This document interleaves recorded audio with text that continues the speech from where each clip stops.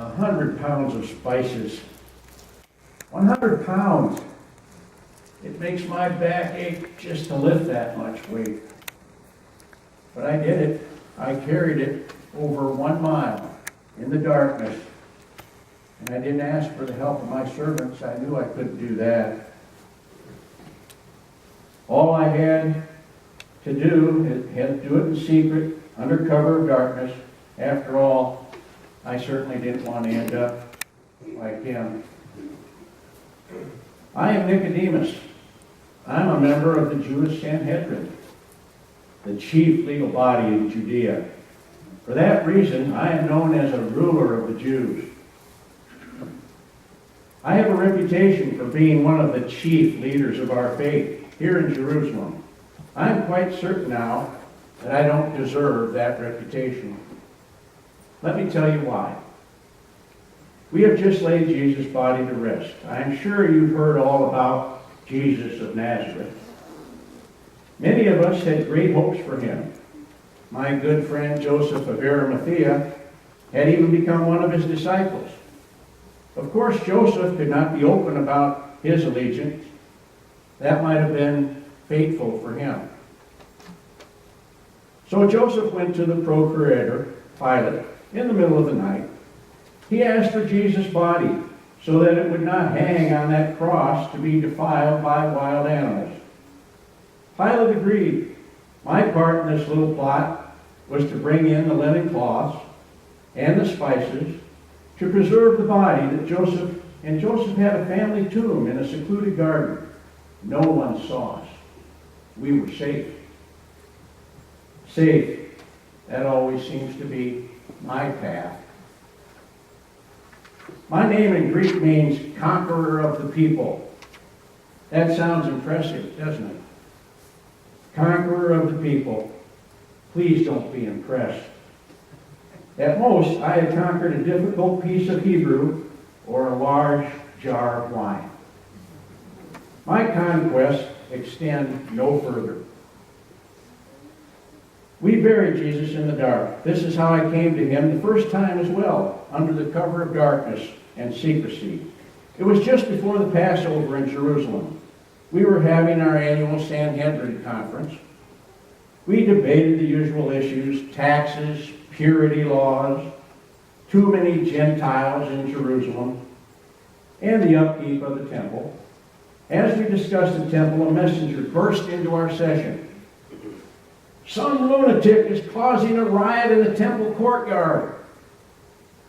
He made a whip of cords and started beating the merchants and the money changers. Tables are thrown all over. Money is scattered in every corner. The livestock are running wild in the streets. And he keeps shouting, "Stop making my Father's house a marketplace." We all ran to the courtyard and saw him, Jesus of Nazareth. He was covered in sweat. He was gasping for breath. "What is the meaning of this?" the chief priest screamed. "What sign can you show us for doing this?" Jesus raised his chin in defiance. "Destroy this temple, and in 3 days I will raise it up." "Are you mad?" The chief priest laughed. "It has taken Herod 46 years to build this temple, and he's still not finished. How will you do the job in 3 days?" The Sanhedrin members were sure Jesus was a crazy fool. We went back to our debating. His words, however, would not leave me. For some reason, I needed to know more. Many in the crowd shared that view and encouraged me to seek him out. I was unwilling to risk a public conversation, so I found out where he was staying. We met under the cover of darkness, secret and safe. I am a Pharisee. No matter what you might think, I was not opposed to Jesus. I want God's kingdom to come as much as anyone. I had heard about Jesus' power and his teaching. Perhaps there was something to it all. I had to know. "Teacher," I said with the greatest respect, "we know you have come from God. After all, no one can do these signs as you have apart from God's presence." I treated Jesus with honor. In return, I received a challenge. The word Jesus used was very complicated. Very truly I tell you, no one can see the kingdom of God without being born from above.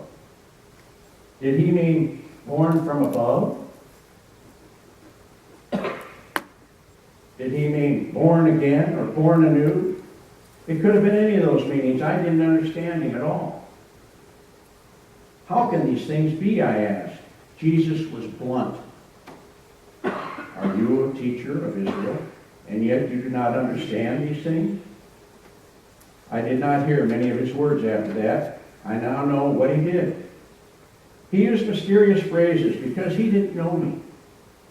And he did not know my motives. For all Jesus knew, I might have come to trap him into an arrest.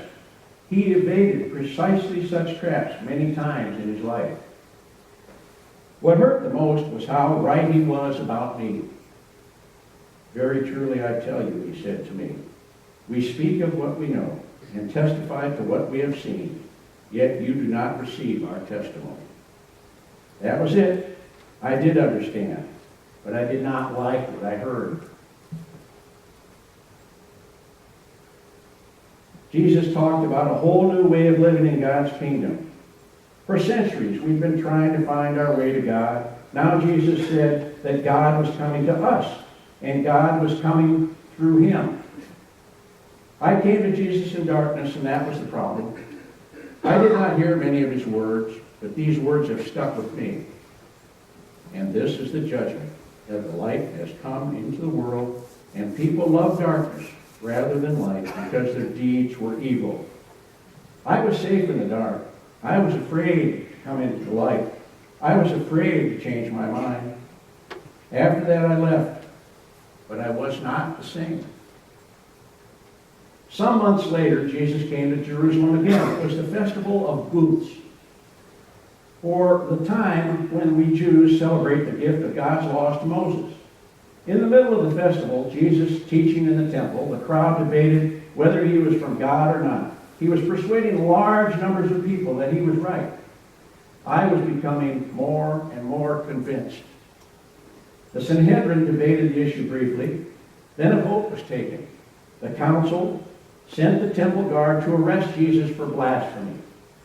The guards, however, took some time to listen to Jesus, and they hesitated, and they returned to the authorities empty-handed. Why did you not arrest him? The authorities demanded. Never has anyone spoken like this, the officers of the guard replied. The authorities scoffed. They described the crowd as ignorant of the law and cursed by God.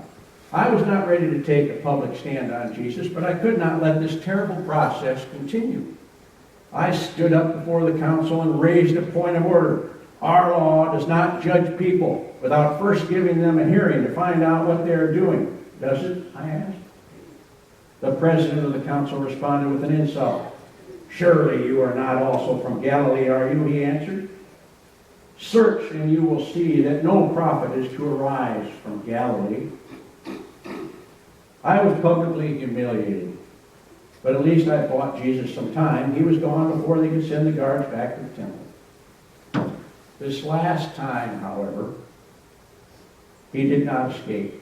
He came once again for Passover. This time the chief priest had an inside contact. You know who that was.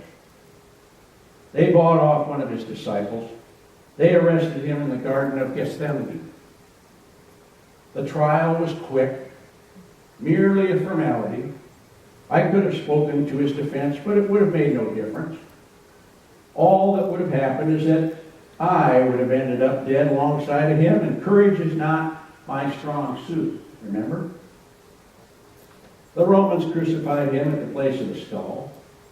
He was one more failed Messiah, humiliated and broken by the might of the Roman eagle.